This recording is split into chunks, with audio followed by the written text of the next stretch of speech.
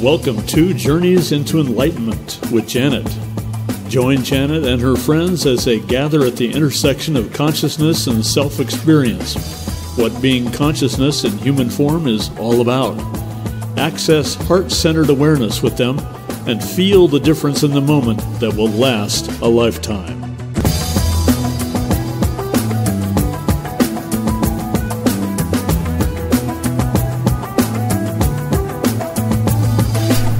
Welcome, everyone, to this 5th episode of Journeys into Enlightenment with Janet. Thank you for joining me. I'm Janet Barrett. Our podcast is about the intersections of consciousness and soul and self and what we find there. In this episode, my friend John Ashford Jr. will join me as we navigate some of those intersections. We invite you to join us in heart-centered awareness. We enjoy exploring from within the freedom to be found in being both potential and energy and form. Now, many different things can happen in these containers we are creating with each episode.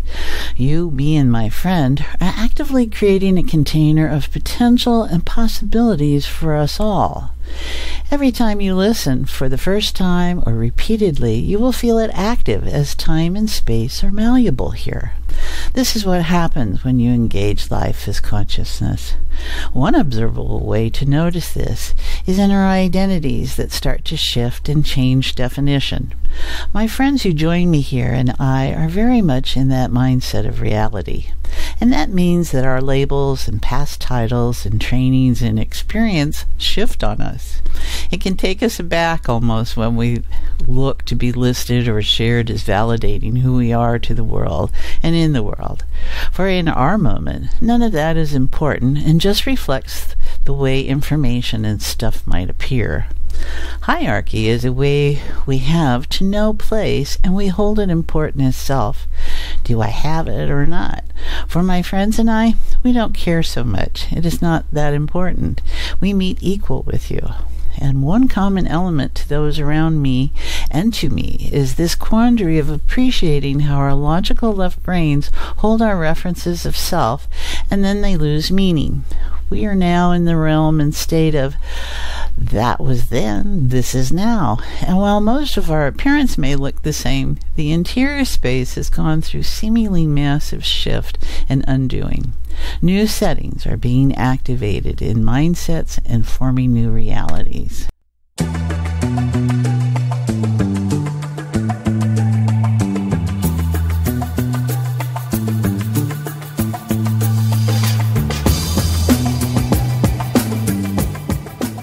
Today's episode is consciousness and being free in the body. Freedom is something we all want, but few think and feel that we have. Out of body, our soul enjoys freedom in being non-physical.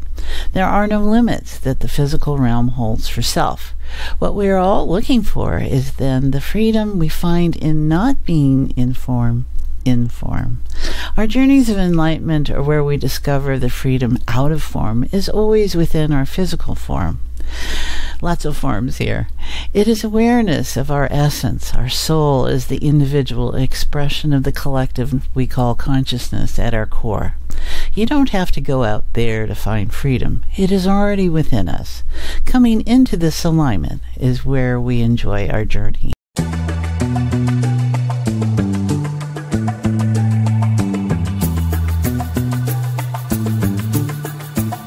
Language we used in our conversation this episode is more about states of awareness. They include being present.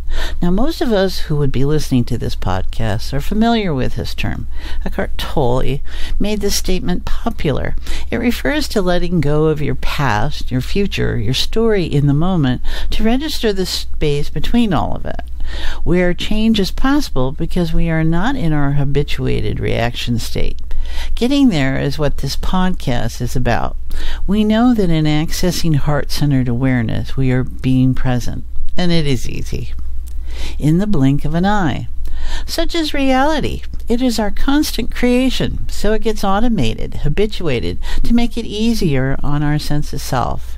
In my awareness of quantum terms, it is a series of choices, and something is real, something is not real, as we are creating whatever actively.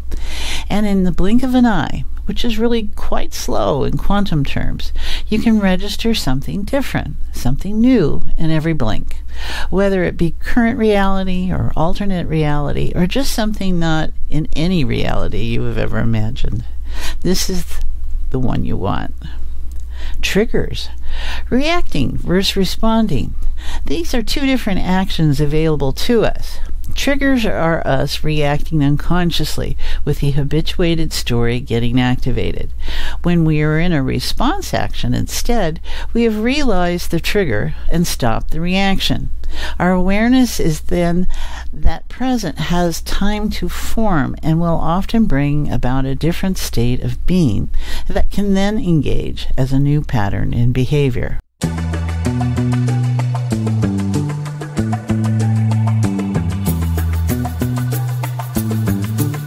Notice Your Focus is our featured meditation from Interlude and Internet Retreat.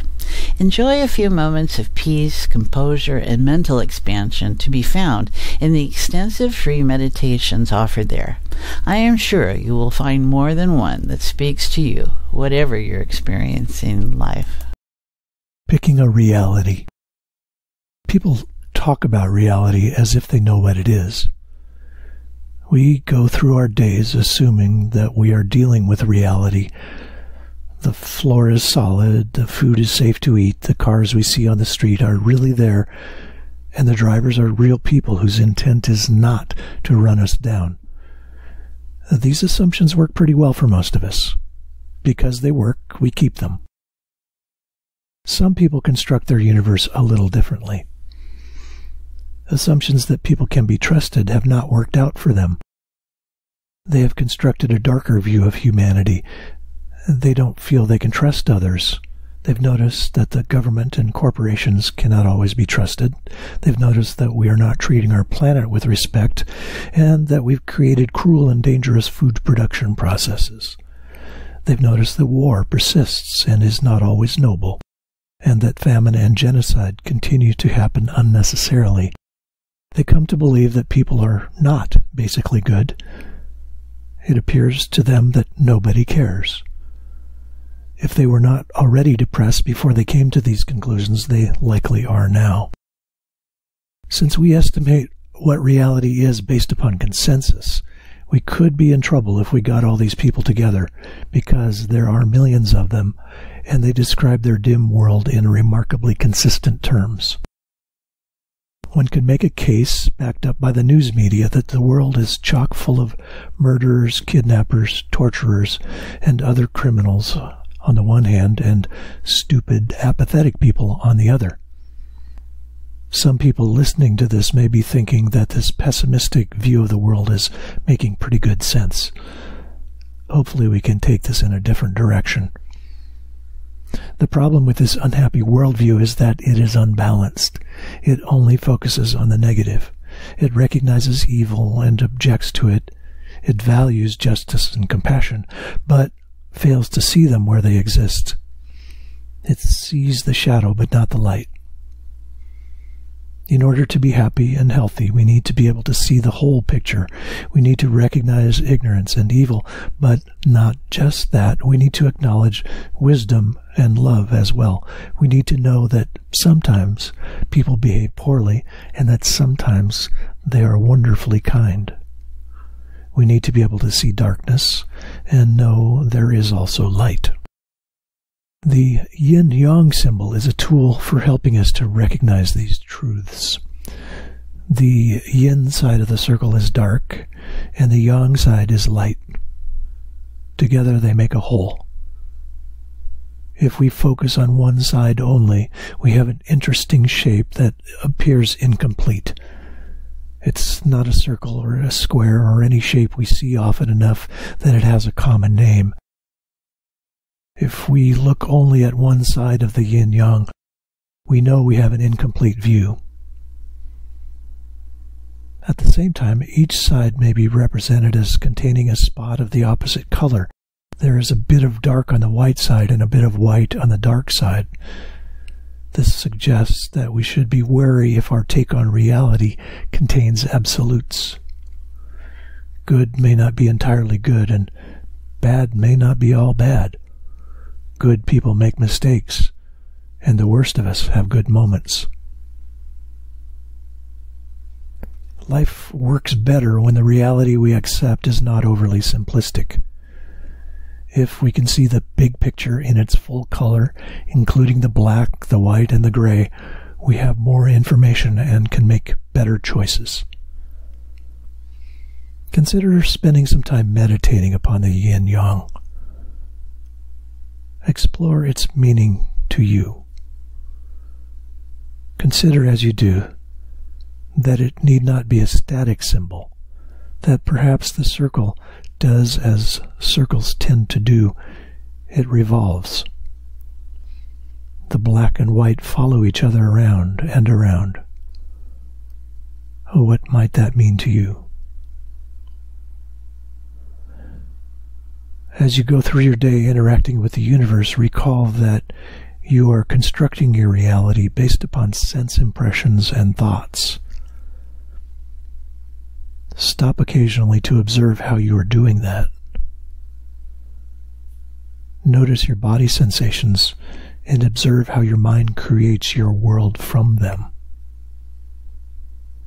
For instance, when you touch a tabletop, how does your mind get the idea of hardness? When you touch a feather, how does your mind get the idea of softness? When you interact with a person, notice when you are judging them. Are you viewing them as all good or all bad, or using some other all or nothing filter? Seek to become aware of the process where you interpret the world into your preconceived reality so that ultimately you can relate to it in its suchness, just as it is beyond the screen of thoughts, symbols, and definitions.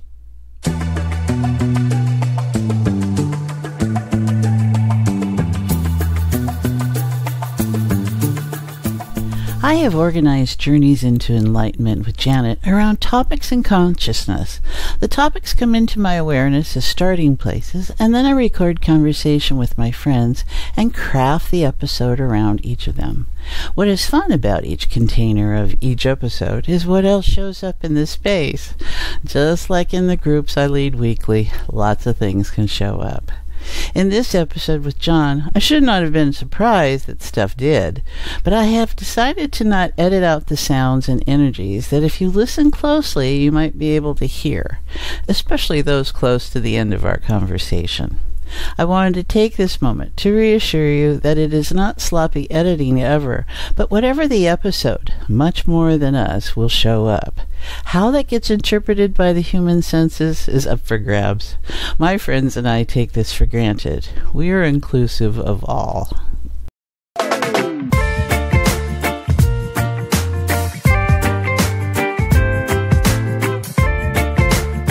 My friend joining me this episode is John Ashford. We've known each other for several years now. I have witnessed his evolving sense of wonder as he brings always a sense of absolute ferocious vitality, humility, care, delight, impressive natural talents, and developed skill sets in his being. He truly embodies consciousness and form and potential, and is he fun to play with. I am honored to call him friend. John Ashford Jr. was raised in Chicago. At the age of 13, he decided he wanted to study the Catholic religion, which was interesting as he was being raised Baptist. But with his parents' understanding, he went off to seminary for 8 years and eventually graduated from Rockhurst Jesuit University with a BA in Communication and French. He studied a year abroad in Aix-en-Provence, France, and studied sacred geometry in northern Spain. John is too big for one religion, so he has explored many and appreciates what is at the core of each. John has a tough day job that he continues to wear lightly. Or lighter, anyway. For the last 30 years in the Northwest, he has chosen to focus on youth and their families. He has been a juvenile court counselor for over 28 years, working for Multnomah County here in Portland, Oregon. He currently is working in the informal supervision unit. He was part of the 1st Gang Unit in Multnomah County and is lead worker for the Save Our Youth program, which dealt with conflict and violence, the Goals Day Reporting Center, and Community Detention Program. Nationally, he has trained several agencies in how to be more effective with families that have been plagued with violence and trauma. He's done leadership trainings in Sweden, and he facilitates mediation, difficult conversations about race, and unlearning oppression through Resolution Northwest. He facilitates domestic violence and fatherhood classes for Savati and empowerment classes for young African American boys for YEP. He also has an active energetic healing practice. He is trained with Matrix Energetics, where we met, and this last year he's added the philosophy and practice of Access Consciousness to his deep understanding of being human. These new tools allow him to stay in the question and to dig deeper with his clients. John is a Renaissance man who keeps his balance and inner harmony with music, food, gardening, and meditation. He has a black belt in traditional Taekwondo Do. He is certified in Wuji, Cinnabar, Tai Chi meditation, and Access Consciousness as bars, ESB, SOP, as facilitator. And if you know Access Consciousness, I apologize for any mispronunciation. His favorite poets and philosophers are Maya Angelou, Voltaire, Aesop, and Bernie Bayard. His philosophy he encapsulates as this. He says, I consider myself a facilitator of consciousness. I have tons of life experiences and formal trainings. My belief currently is that I'm not responsible for anyone getting better. That is their personal journey. And he likes the quote of Malcolm X, by any means possible. His job, if one chooses to work with him, is to facilitate change, bring magic, ask questions, and challenge them to live in the moment. What else is possible when we get stuck is his question. You can reach John at beingjohnashford.com or his website, www.beingjohnashford.com. Hello, John. Hey, Janet, how are you? I'm so delighted to be here with you and have you join me. I'm really excited. We'll see what comes up. Yes. I had a beginning topic, and like I've been explaining to people over different episodes, that they're only a starting place, and we never know, where we wind up, but we do start someplace. And so the topic I had picked was consciousness and being free in and out of our stories. And it's the power in the blink of an eye. And then when you sent me back, you said, oh yeah, consciousness and being free. And I went, oh, that's an interesting little slant on that. So we'll see where we go. Let's see. How about we just join in, drop in, access in, and then we'll just see what shows up, okay? Yes. So let's see, everybody. So just join John and I in however you notice being present.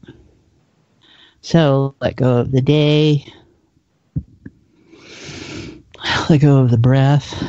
Just notice your heart. Start in appreciation. And that's one thing John shares with me, is a deep appreciation for being alive. So connect that with us here. Be grateful to that heart that handles you being present. There we go. And then notice the emotional terrain, the second meaning of heart. We love flavor. And our emotions serve that way. And John is an excellent chef. I'll call him a chef. and we appreciate texture and taste. And so just notice what it's like to be aware that you have emotions. And if you're in a mindset that says, I don't like them, I want to control them, then just notice that. And it's all right. We don't judge. Just what it would be like to not have to put energy into denial. That's always the key, I think. So just relax and consider then the third meaning of heart, core, essence of all. and what it's like to step off into, out of, and just notice what it feels like in the calm and absolute stillness.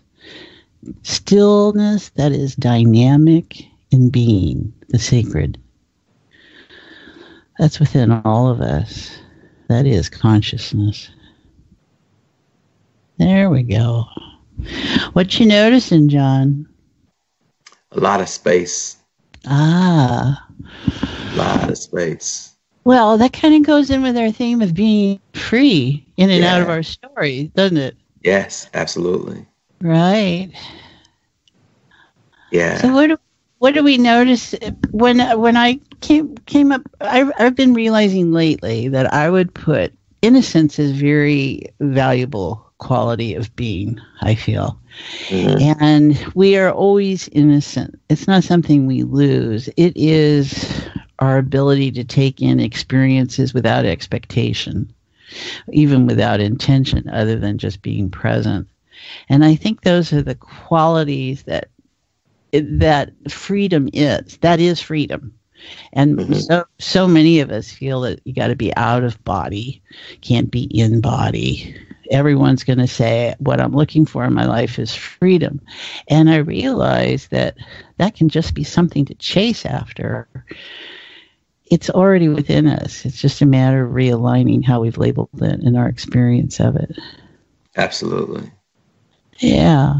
So when you heard me say the word being free, what struck you about that you said, oh yeah, juicy? Yeah. Well, for me, I mean, I've been exploring this with some of the groups I've done with some of the men and young boys that I've worked with. Mm-hmm. What is it to be free? And for me, I see it being limitless. There's no limitations. Mm-hmm. And also, you drop all judgments of yourself and others. Mm-hmm. And you're always checking your points of view that can get you stuck. Mm-hmm. Because points of view actually keep you tied down. Right. When you check your points of view, then it's like being a rock in a river. The water goes around you. It just mm-hmm. goes over you. If you're a huge mountain, the water stops and it's dammed. It stops the energy. And the water can't free flow. The water doesn't flow freely. And that's what I've been searching for myself, is that what does it look like to be free? Because you have a lot of terms. A lot of people say, I want to be free, and money will break me. Mm-hmm. Right. Yeah. Right. Money, I don't think necessarily will bring you freedom. No. Bring you some joy, but it won't bring you freedom. Right. Because once you start talking about freedom, you have to be willing to let go of something. Because if you're tied to money, then you're really not free. Mm-hmm. Mm-hmm. If you're tied to anything, you get entrapped by whatever that is that you're tied to. You know, and real freedom for me lately has been asking tons of questions when I get stuck. Because I think that I'm going to make this word up, stuckness, right, would be just an opportunity to figure out another avenue or another door to open within yourself to move forward. So that's where you're coming from, the place that you're okay to begin with. Yes. And that you're not in an agenda or in an emotional reactive place. You are being open to bigger than yourself, right? And the body stresses.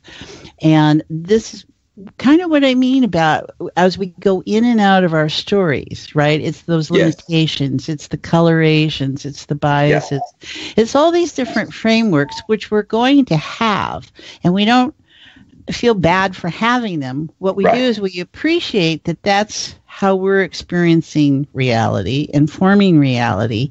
And so we've gotten past the point that it's a place of punishment being here or any other kind of, except just being open to experience. Yes. And now you get to have a different alignment with that experience. Absolutely. Right. we're so trapped. We get trapped. So that's the opposite of freedom, right? Is we don't have a sense of trap. And I don't think being in a body is a trap. It's a different way to experience consciousness. And it all depends on how you look at your body. Right. Your body, a blockage, or is it a vehicle? Yes. Yes.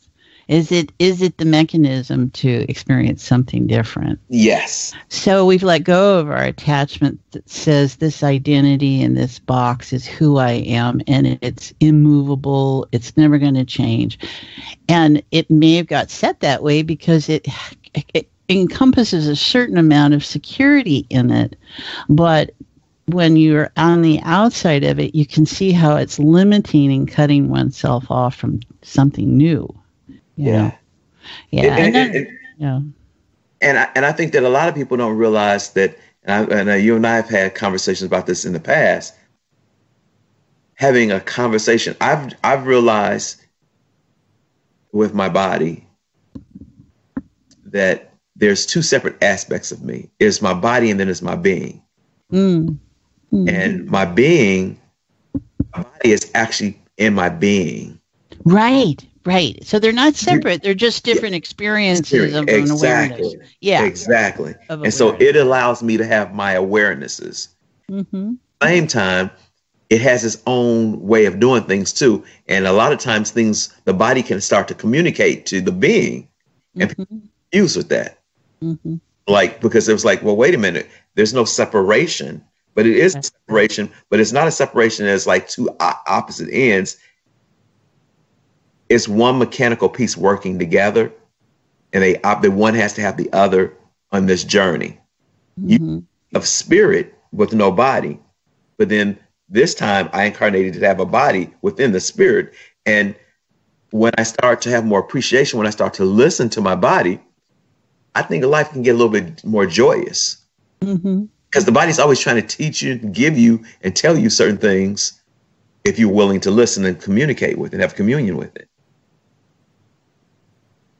I like that term there, communion with it. Yes. Which is an interesting, might seem more of a religious dogma statement, but it's, there is a lot in those old practices about sitting and listening and being, and you can commune with nature. And what are we? We are nature in this form. So we can call it self-help. We can call it self-care. We can call it lots of different things, but it's your willingness to appreciate that this body as vehicle, as expression, has so much richness in it. And it is the responder, right? It's the translator. It's the integrator. It's all kinds of different positions that it's holding and having the form for us. So let's see. But Janet, another thing, a lot of times people don't spend time with their bodies. Oh, right. Yeah. The bodies is kind of, I'm outside of the sexual areas. Okay. That's exactly what I was going to say. Other than sex and masturbation, people who are going to the gym, they don't spend time with the body. Right. And then they're not always in a friendly relationship. Yes. Right. They're there, but we've added compulsions. We've added dogma. Judgment. Judgment. Yes, right. Yeah, once you put the judgment on the body starts to go, oh, no. Yeah. It becomes smaller and it starts to shrink. Yeah. And it starts to carry all of that. Yes. That runs interference in a system that's really designed to enjoy being alive. I don't always agree with the subscribing human emotional senses to consciousness or different things. What I do ascribe to is that, you can experience joy as easily as you can experience anything else, because I think consciousness doesn't judge. It's more that soul interaction that's deciding what it wants to get in this experience or not. So if the environment is, the potential is, the reality is that you can choose to feel bad or you can make a different choice. And once you learn that life is a never-ending cascade roller coaster of choices in the next moment, that kind of is where we can stop in the blink of an eye, where we can go out of form and in form, in our story, out of story, and hold ourselves to a different integrity. And that's what's so fun about consciousness technologies and taking what you and I both had strong skill sets in metaphysical areas and different intuitive and psychic gifts and things.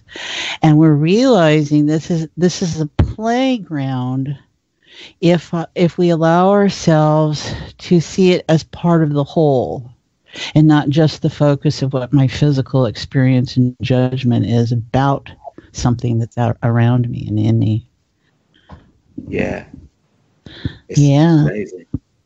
Yeah. So how do you notice the blink of an eye? Do you notice that space? You know, Eckhart Tolle and being present and be here now. And yeah. So for me, it's being in that space and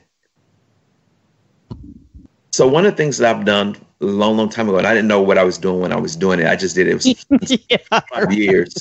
Right. I've been doing this meditation. And within meditating, I always thought that you had to be empty. You stare at a blank wall. Mm-hmm.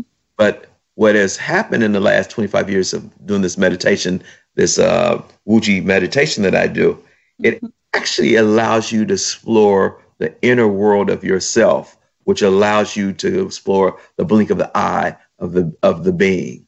Mm-hmm. And because like going to the gym and working a muscle, I've been working with, I don't know, whatever stuff you want to call it, of being able to be more present. Mm-hmm. Being more present, I'm able to pick up more subtleties in living. Mm-hmm.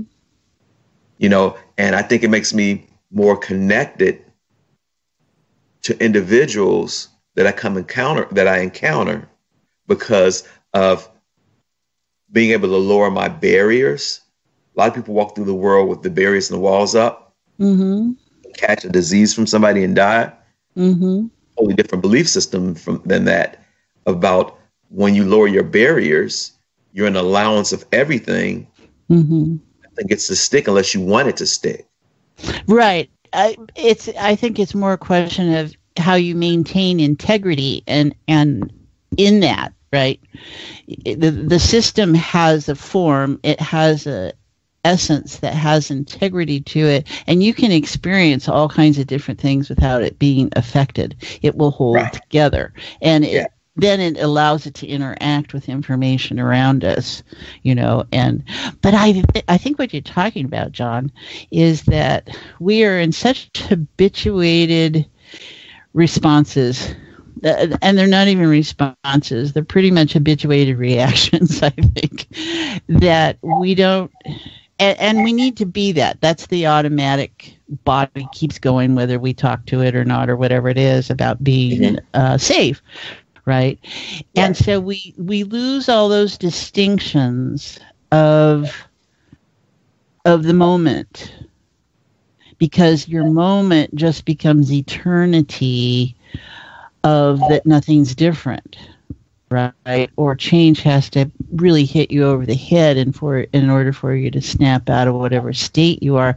You don't recognize you're in a state mindset. You know, until something triggers you to check in again. And so how we're living our lives is that we don't need that trigger, and we don't go around being triggered. We realize that we have more accessibility to notice in the moment and choose how we respond, which is not a reaction. And that in living that way, everything can kind of slow down and expand, in those wonderful Matrix movie experiences, right? And how that becomes a different way to embody life and how it shows up in different ways. Yeah. Now, you've worked with families for a long time. Yes. Yep. For a long time. And in your experience, because you're working with people that are at ground zero, to me, right? A lot of problems. Life is immediate, right? Yes. And the question of today or tomorrow are given choices. And in living that way, what do you notice about life like that? How is that such a wealthy body of information for you that has helped maybe you on this journey? Oh yeah, it really helps me look at people. Like, you would think that a person would be uber present in that type of that way of living, but what I've come to find is just the opposite. People are not present, because what happens is, you mentioned earlier in the conversation, is that when certain things show up in people's world, they exit stage left, whatever they need to do to get the hell out of that uncomfortable feeling. Yeah. Right. And so they leave a void. And so what's happening is that when families come to my office, there's usually a void of trauma, because no one has taught or told them that they can ask questions of that. Start asking. If you start bombarding that situation with questions, the universe will bring answers that are ease in a person's life. But they never get that information, because I work in a system that, when so many things go on, we throw so many medications at people. And diagnosis, right? Pardon? Diagnosis. Labels. Diagnosis and medications. Yeah, right. And it allows people to not deal with a scenario, because being uncomfortable is not a bad thing. Right. And in this society, it's taught to be a bad thing. Right. Being uncomfortable is just a slight moment in time to open another window, door, or whatever, for more space to come into your world, so you can have more awareness. And what I would say is that a lot of families that I've worked in struggle with awareness for a multitude of reasons, and them out of being what I call with ease. And I'm not saying that I've not had that experience myself. I've had that experience myself. When I don't stay present, if I don't ask questions, I freak the hell out. And I think that those families do that because in society, there's no place that people learn that. Right. Schools don't teach it. Synagogues don't teach it. Churches don't teach it. Of anything, it's always taught beyond. Right. People are waiting for the beyond. Yes. Present. Yes. Right. When you die. Yes. You will reach heaven and paradise, and between now and then, good luck. Yeah. Bon chance. and that's a mindset that is so dominant and so powerful in our cultures, and we just buy into it, and we don't appreciate what's really going on there. Yeah. And when you are the type to question that, then you get a different kind of label. You get a label of atheist or anarchist or whatever it might be. And there are other options to that too, because those so often are in reaction to this form, the dogma. And so stepping aside from that and appreciating, okay, that's, when you deal in businesses that are built around beliefs, that means it's not necessarily coming from a centered place. Right. And there's a difference in being and believing in something. And I'm looking to eliminate all the belief out of my life, right, and to just be. And you can feel that there's a difference there that's placed in an energetic integrity when you look at the things you think you believe in. Do you? Right. Yeah. Right? Do you question? Do you have to only react in a certain way when you question?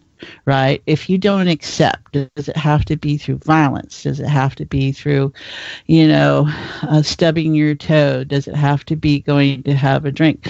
There's all kinds of different ways that we're in a reaction as opposed to choosing how we're going to respond and be effective. If being effective is important, because a lot of people they don't feel effective because they don't feel important, right? Yeah. Yeah. So go ahead. No, go ahead. What did you say? Well, I was just going to check in. Let's just see, because we get delightfully into our field and bring the audience along here. Okay.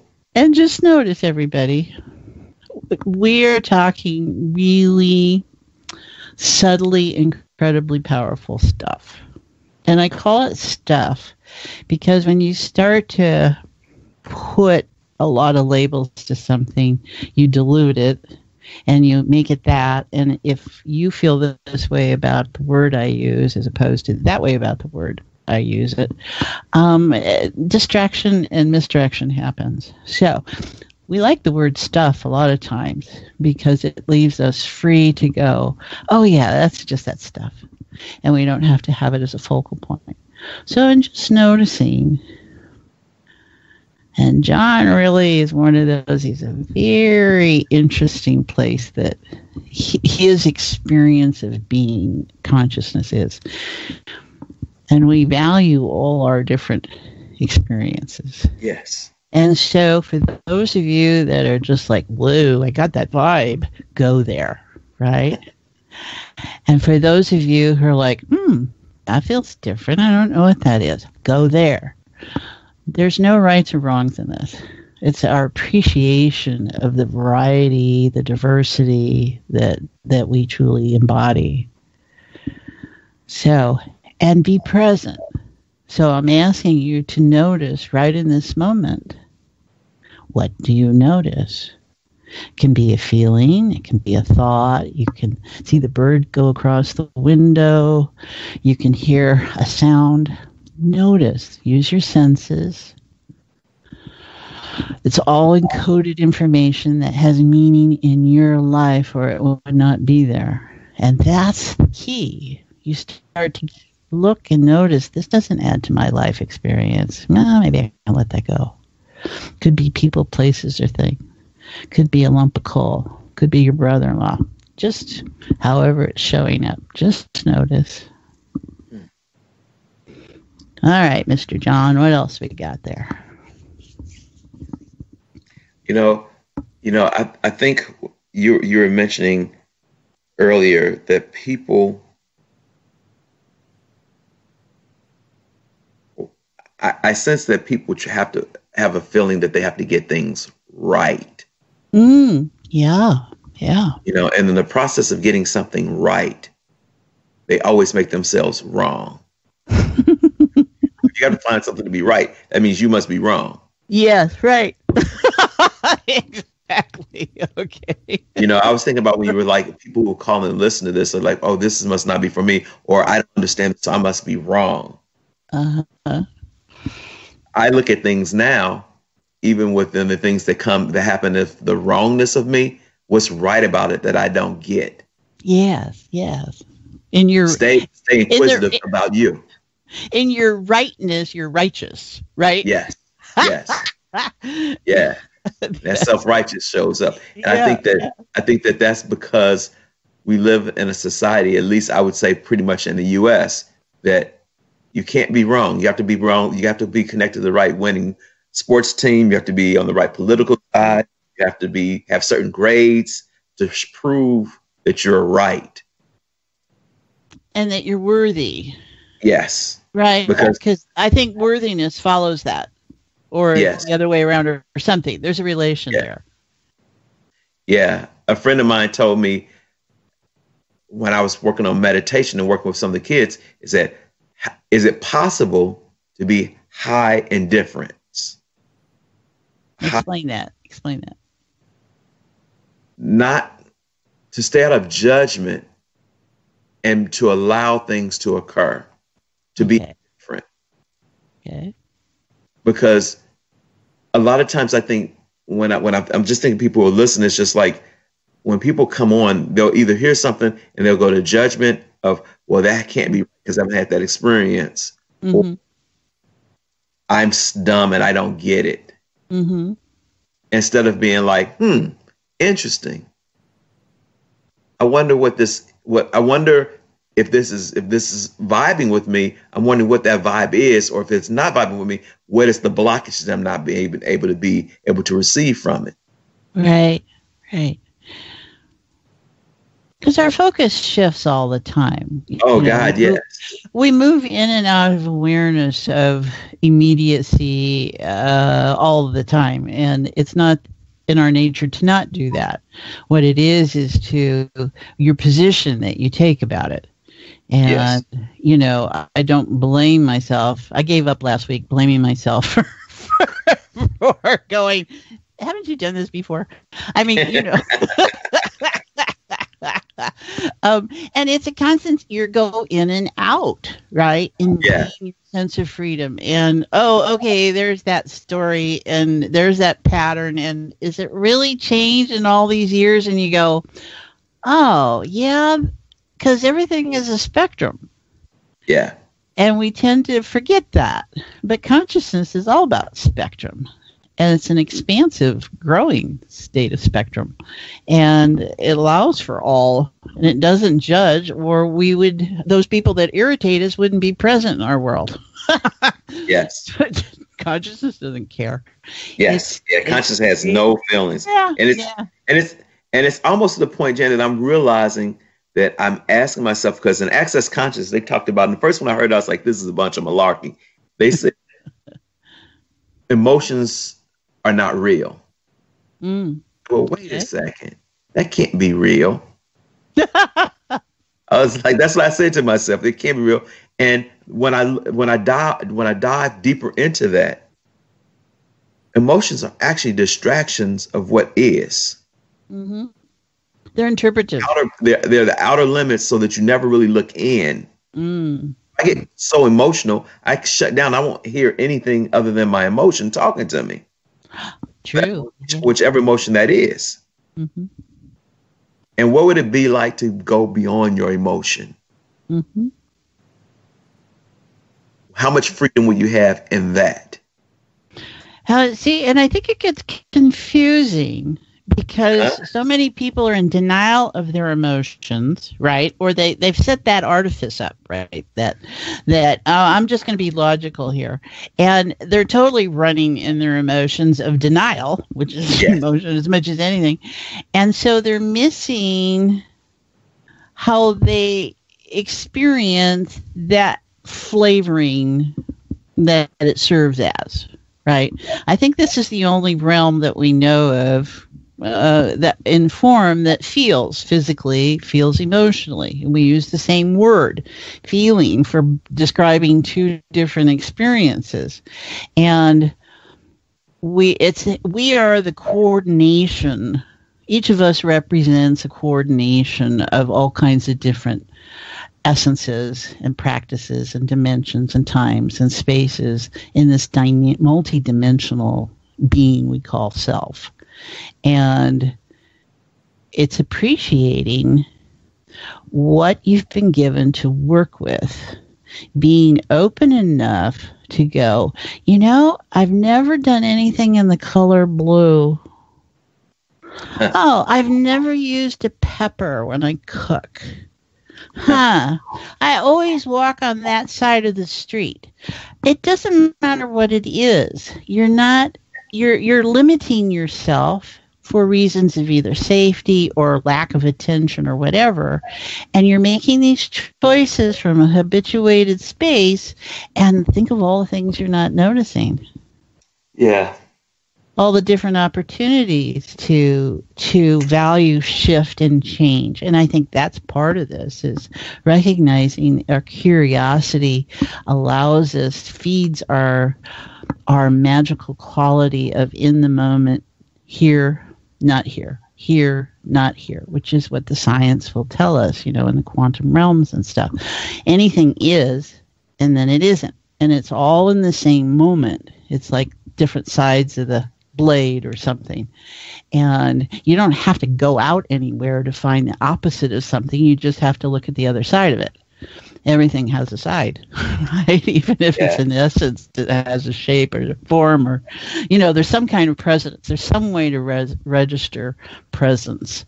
And it's just this wonderful interaction of, well, I thought it was this, and I wasn't that. Now, you've had wonderful personal experiences about here it is and here it isn't. And is that always something that's always been present in you, or is that something that you find deepening and broadening and enriching over the last several years? Okay, so can you repeat that first part of it? You have had many experiences of being here, being there, being here, being there. Yes. And with a natural... Yes, I got it now. I got you now. Yes. Yeah. So because when you said it, my brain went, wow. And what happened is I've accepted that now. Yes. Instead of running from it and thinking something was wrong with it or something wrong with me, I've embraced it 100%. I no longer need to smoke weed. Be out of it. I thought something was wrong with me. Right. You don't need to dilute it with drugs, sex, rock and roll anymore, or food, or whatever the energy gets. Yes. And I find it more of a gift instead of a curse. I used to think it's, oh my God, I can't be focused. I can't. I put all these judgments on it. Now being able to be here, be there, it's just, I see it more of as a gift of heightened awareness. I can go where I need to go when I need to be there. And I think it is. I really enjoy it. It's one of my. I always share with you when we're in a meeting together. It's like I'm like a sci-fi geek. Love like X-Men and and Avengers, and it's almost a capacity of mine, a superhero capacity of mine, to be able to be present with that. Because when I'm able to do that, especially with young people, I'm able to go different places with them, and they're like, "Oh my God, right. You're feeling me." I'm like, "Yeah, I'm feeling you at that space, but can you come over here and feel this, or over here and experience this without any judgment?" So yes, I mean, right now, and in the past, I was like, "I'm going crazy. Something wrong. Can I do this way?" Realize, because in this society, we don't know what to do with that. Right. And so doubt is a very powerful state one can get in. Yes. Because and verification and validation build self-confidence, right? Right. And they build an identity. And anymore, I so delight in when something unexpected shows up. And it's not in expecting it to be there. It's held in the state that it's possible, and would you like to be entertained? And an example I just had the other day was I tend to play solitaire at night before I go to bed on the iPad. And I have a habit. I usually win at solitaire 80-90% of the time. And I always have. And then I get into places where I can't win a game to save my life, right? And I know it's time. No, it's not the right space to be doing this. Anyway, I needed to go to bed the other night, but I couldn't. And I couldn't because I played 50-some games of solitaire and lost twice. Wow. Now, does that mean anything to anybody? I found it just totally captivating. Because I was, how a computer starts to respond to your thinking, right? It starts to hold your awareness. And I'm sitting there with my iPad going, "Ooh, you're getting my vibe. You know that I'm okay, and let's just play." And I could feel how I used to be very competitive. It was important about winning and stuff and all that. And I gave all that up. And just in being present, it's like, well, entertain me. And in having that relationship, stuff happens. And I go, well, this is cool. Well, who'd believe me? But right. I know, and I don't doubt that it happened. So it's like, and that brings me this smile, right?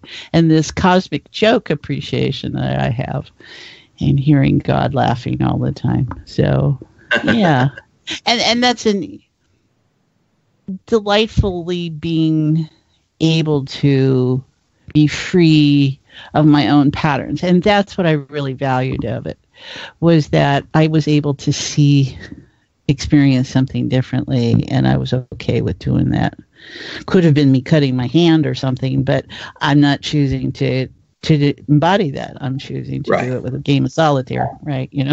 Right.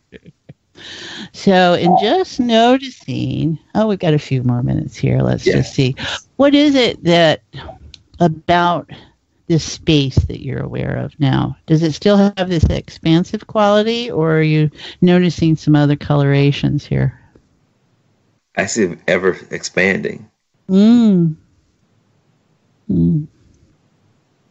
It's like being on the Oregon coast, watching the waves continue to roll as far as the eye could see.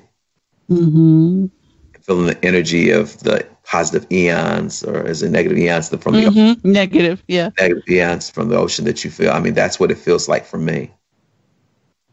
And you've been very fortunate to go to different places around the world where you can experience the awareness of the energies that are present in the objects or the people or the land or in the footprints and stuff. And this state encompasses all of that, right? And it doesn't judge any of those. Yes. And there's something about the killing fields that might not feel the same as the coast, but they all have equal merit to me. Right. And so it's what you choose to resonate in. So what are you noticing these days in the work you're doing and the person you're embodying, the spirit that you are? Where are your grace points? Right? Can you articulate? Yeah. I'm a lot. So this is kind of interesting you said this. So yesterday there was a meeting that we had with in Multnomah County with the chair and the county commissioners. And it was about racism, diversity, and people just not feeling that they're part of a group, a lot of separation going on. When I was asked to speak for this group, I denied it and said, no, I wasn't willing to do it because I'm actually trying to move myself out of definition. Okay.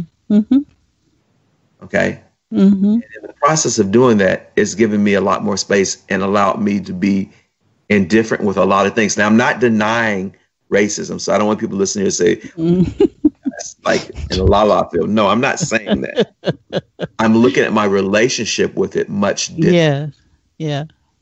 So yesterday when I spoke, it was weird because I was like, what really attracted me to speak up, though, is that the amount of young people were putting their energy together to bring a different reality to Multnomah County. And they're the 20, 30 something group was just, I'm floored. A matter of fact, it was kind of weird, Janet. One of the young ladies that was on probation in the early 90s now works in Multnomah County and is experiencing injustice. And I asked her to stand up there with me because the reason I spoke wasn't pretty much about race, but how we do separation and how we must reach back to young people and encourage them to speak and move forward in themselves by creating change. Now, I say that because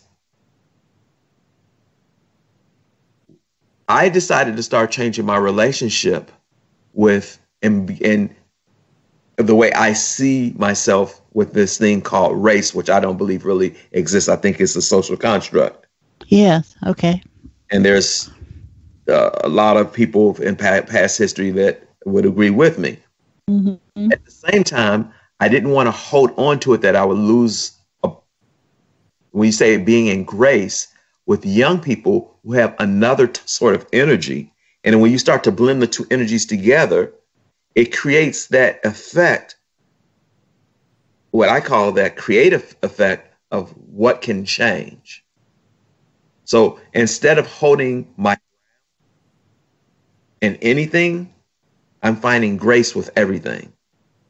The youth are very much driven about bringing a change, but not the old way of having change. They want things to be more holistic. Mm-hmm. And the learning piece for me is not to hold my ground and be like, well, this is the only way of doing it, and showing grace with other people, with other ways of looking at how things can change and what creative edge we can have that destroys separation of being. Because the separation of being is what creates racism. Yeah, it's what you identify looks different, so it must be different. Yes. And the fears and the ignorance that go with it. Right. Right. And so it takes a lot of work to be separate. Mm-hmm. Really work hard. Everybody thinks, oh, it's harder to be together. No, it's more work to be separate. Right. It really is. You have to use a lot of energy to keep separation. Well, and I think this kind of probably, is inherent in recognizing being alive, and survival of a body, and how you it's in recognizing something. Sometimes until it gets right into your face, can you notice it and go, oh, I should be alarmed, or, oh, this is friendly, or whatever. And we make those distinctions, but because of the way we've organized how we share information and whatever all that is. And there's always something outside of your tribe 10 miles away, right? And now we have an experience, and we even know what's going on in the tribe thousands of miles away as the world's gotten more globally oriented. You don't have any reference for it, so it can immediately trigger, what is it? And there's a concern and there's a fear. And until you go in to explore it, you might not change that viewpoint. As opposed to just appreciating, oh my gosh, if you turn the lens down so that when you articulate the differences in tonal qualities, then you don't see the color the way that it might hit you and trigger some emotional old memory or whatever it is. Because, that mind is so incredible in there, and we have so many different varieties of history. So it's time for us to call it a day, John. Oh, no. I've had so much fun. I could talk to you forever. Well, everyone, so just listen and notice. And notice what you notice. Our whole objective here, our delight here, is sharing with you, the listener, that you are part of all this, and addressing and opening and inviting all of us to realize that we are a family of friends, no matter the physical relations. We are all one. And we're in an infinite, diverse variety of what life is on this planet. So, John, thank you so much. Thank you for having me. For sharing your day. And everyone, when you listen, check out the episode page at my website, www.janetandbeyond.com, to the podcast page. You're going to see words there. You'll see pictures, you'll see quotes, you'll see information that John is going to bring to us. You'll hear music. It's just been a delight, John. So thank you. Yeah. So let's just kind of bring it to a close. I'm going to put my palms up, John, and I'll feel your palms. And we can't even see each other, but we can notice each other. Yes. And all of you around us as part of this incredible dynamic field called life. And thank you all. Bye-bye. Bye-bye.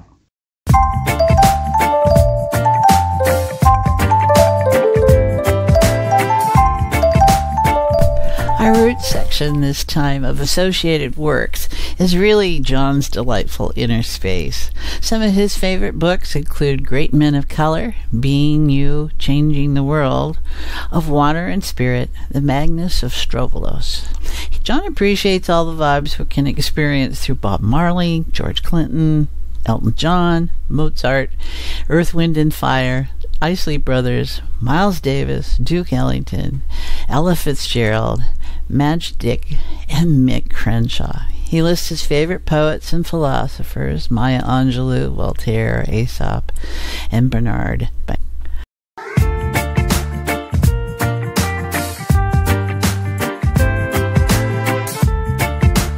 John loves anything Star Wars, Adventure, The Matrix, and films considered sci-fi paranormal references. They explain the scope of his inner visions.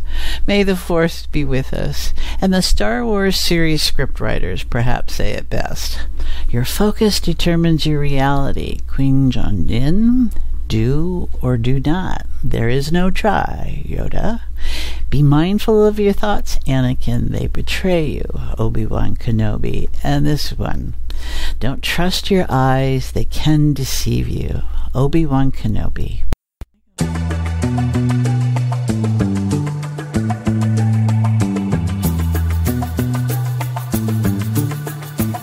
My blog this week is about freedom, being able to choose and explore. Freedom means anything is possible, so our sense of choices expands. Yet our jobs, our titles, our whatevers can develop into a sense of a loss of freedom as self. We think and imagine that not enough money, education, support, love, the family dynamics, etc., are limiting our choices. It can also include confusion, chaos in our worlds. Things disappear and show up in unexpected times and places. As self, we create order with its control function into reality out of personal bias and miss the spectrum of information in all directions and influences. Even what we create has a certain level of consciousness present, whether it be a pencil, a book, or an illness. When we engage this consciousness and free, like that word, of our limits imposed by self, we can connect with these supposedly non-reactive, non-responsive, non-human, non-living materials as if real. Maybe not as verbal conversations, but in some layer of sensory expression. I have these conversations all the time when I realize in the moment that they are possible and would be helpful. It makes my life interactive and participatory and not just a repetition of a stuck place. When you realize that everything is something, and there is just a blink of an eye between something and not, your sense of freedom is present. We are free to think what we want. Really. We can have these conversations from within different perspectives all the time. We can be in prison on physical, mental, emotional, psychological, psychic, and spiritual levels. These encompass the human experience, and we are still free to think what we want. Ask the spirits of Nelson Mandela, Senator John McCain, and others still in body who have been incarcerated.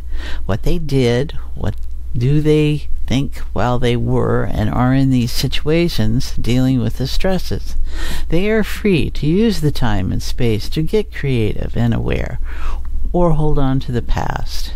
We can be told what we are feeling, and it is not true. We can feel what we are feeling, and it is only a moment and not a lifetime, unless you have habituated your current feeling sensation into your reality state. Freedom comes not from denial, but from understanding that we are much more, and even much less, than what we think we are in any one moment. How our relation to freedom shows up for each of us is individual and collective. It is helpful when we are free to make mistakes. That is how we learn and refine. It is helpful when we are free to feel and express our emotions in useful ways in the moment, not those stunted, shunted to the buried graveyard of unexpressed, rotting, powerful, hidden agendas that get created. It is helpful to be free of our burden of thinking, to break the important and powerful ability of mind to make habituated reactions into fresh responses. It is helpful to be able to laugh at oneself and join in with God laughing.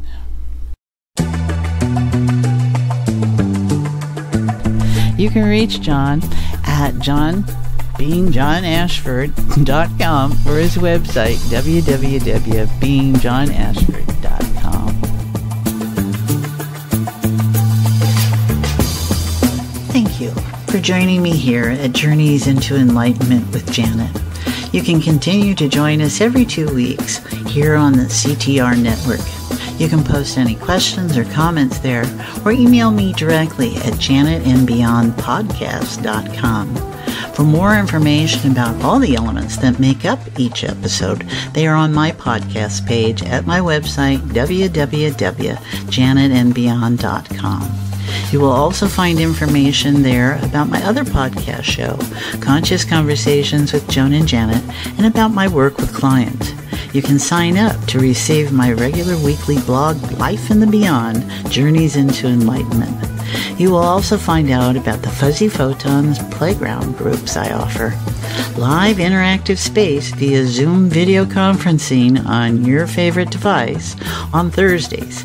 If you're looking for other regular opportunities to sit in heart-centered awareness with others and explore life, you will find it here. You can follow each episode of this podcast series on my YouTube channel, Journeys into Enlightenment with Janet Barrett. Till the next time, feel the difference in this moment. It is real, and it can last a lifetime.